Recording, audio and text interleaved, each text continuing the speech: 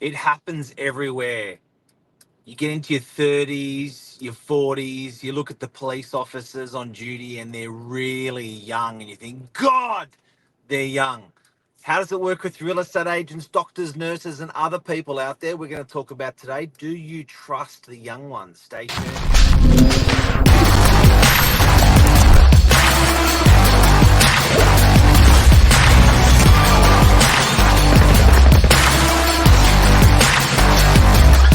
I'm the ringleader, so listen up.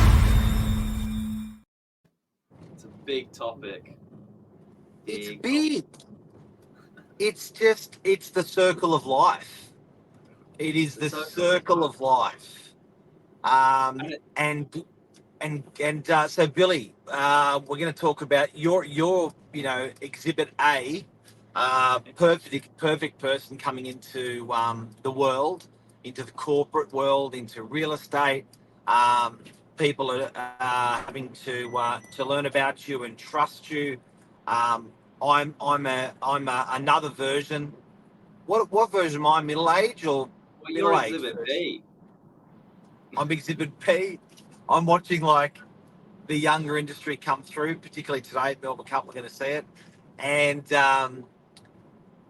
then there's Exhibit C, which is your 75-year-old, your guy with a bucket shit ton of experience.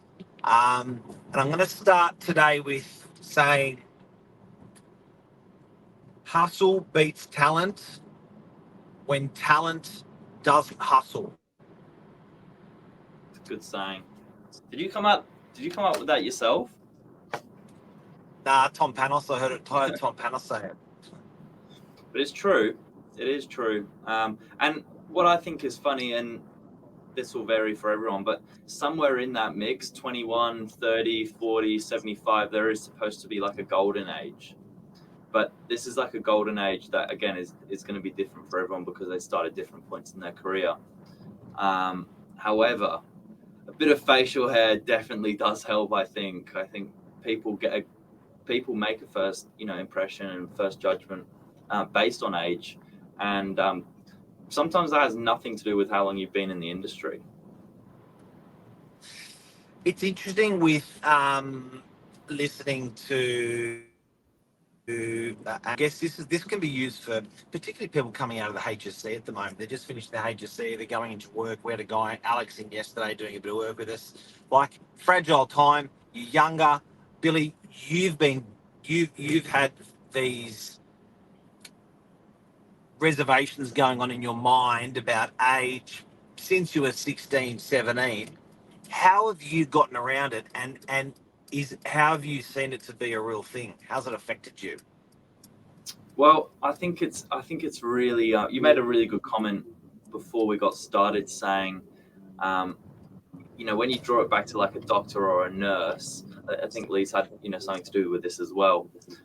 It's like, look at who's practicing the more recent, the more up to date form of medicine. Look at who's actually done the recent sort of updates in all their sort of qualifications and things like that, and then look at what's being practiced now, because some of those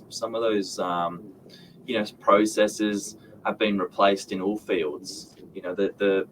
The more experienced doctor, surgeon, nurse, real estate agent, whatever they are, sometimes the things they used to be doing in their 9 to 5 are simply no longer even in use. The theory, yeah. Power of social media in our game. The practical knowledge is high, but then the theory side of it's actually changed with technology and stuff like that in medicine. That often the doctor that's coming through the ranks over the last 5 years or 10 years is a much more educated doctor with recent examples than the doctor who's been practicing for 50 years. Interesting. It is, and I think that's a really good thing to consider when having this conversation, because definitely, I mean, you could argue that any younger person coming through the industry in any field now, will be very in touch with all the recent sort of things that are going to be even used more widely moving forward. I think as a young person, however, getting started in any job, that high energy, passionate, just a willingness to learn is a really big thing. And I think there's no time frame on it, but once clients can see that you're sticking around and you're making improvements, and they get a bit of a relationship built over that time, that's when you start to become a bit of a bit more of a trusted advisor. When you're loyal to your customers, when you're loyal to the industry, they reciprocate it often. But Billy, I want to just wind back, because we do have often you and I present. So clients go out and they say, can you tell us what our property's worth, and can you show us what you do as an agency and as agents? Yeah. Often you call me really old in a presentation, and then you try to back out after you've realised you've said it. But can you just tell me how that goes? Because clients have definitely been supporting it. And for guys and girls, if you don't know, what Billy's wrote in numbers in the last week is probably more than what most agents, I'd say 70% of the agents will write in an entire year. So this is a guy, my point is, this is a young guy that's doing volume. This is a young guy that people are trusting at his age. So I want to hear about that. Tell me about Friday. Well, the proposition value for our clients is not only do they have two agents for the price of one, and this is our example, this is what we do in our job, but I think, again, this can be relevant to everyone, is that they've got an extremely high caliber agent that has eyes running over everything during their campaign. But they've also got, and typically that's only found with, dealing with really high net worth individuals, commercial high-end deals, and very upper-end residential properties. But they've also got someone who's extremely, high energy, and make sure there's not going to be any loose end, really focusing on the buyer service during the transaction. And that's just as important, because at the end of the day, the buyers don't necessarily mind who they're purchasing the property from. They've got no loyalty there, but they do expect really good service. And when you can offer that with convenience and professionalism, you're really onto a winner there. So we're able to wrap up all of that into the one package for our clients. We don't compromise on the experience side of things. Having Mark in the final negotiation stage there will always be really crucial, and it's important to me as well, because I definitely don't know all the answers. So for the clients, that they benefit from that, but the buyers as well. You just can't expect an agent of 75 years, 60 years, someone who's been in the game for that long, to be able to keep up, I think, with the energy of a young person coming through the ranks. So that's where it's out of all the sales you did in the last week, 3 of them are around that $4 million mark. Out of those 3, I think what's really interesting for people that are watching, that these clients selected you to come through an interview in their home. I get that you won the business, but what I'm interested in is, why the hell would you ask a 20-year-old? Because you were 20 at the time, Billy. Why would you ask a 20-year-old to come through to sell your $4 million home? And from my perspective, I thought, and look, that was me at 17, 18, 19. It happened. For you, it's happening. And I think the beauty with clients is they know that you're a hustler. There's a weird thing that clients do, wanting to live out the opportunity given. They want to give an opportunity to someone that they think that's really appreciative and really in need, and often like their own kids or nephews and nieces. Very weird. So people, they resonate with you, Billy, because I think there's other people in their life that they see like that they want to give a helping hand to, and they feel they could do it through youth, supporting youth. And then the second thing I find is trust. I think there's an enormous amount of trust just knowing that this kid's not going to run the rings around me. I can, if I say black is black, they will be able to just be straight up with me on the campaign, on the runnings of everything. So they're the two main drivers I find that people will use you. It's trust, and it's there's a little bit of supporting